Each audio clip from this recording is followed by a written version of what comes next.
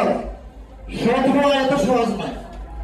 সুতরাং আমি জাতীয় দৈনিক ইনকিলাব পত্রিকার উদ্দেশ্যে বলবো, জনাব বাহাউদ্দিন সাহেব, আপনার ব্যক্তিগত অনেক ক্ষোভ থাকতে পারে, লাগালাগি থাকতে পারে, আক্রোশ থাকতে পারে, কিন্তু একজন জাতীয় নেতার, সৎ যোগ্য একজন নেতার বিরুদ্ধে আপনি সংবাদ পরিবেশন করেন নাই।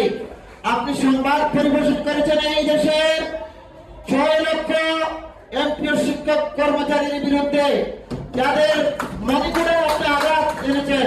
সুতরাং আপনাকে ক্ষমা চাইতে হবে এবং এই সংবাদ আপনার প্রত্যাহার করতে হবে।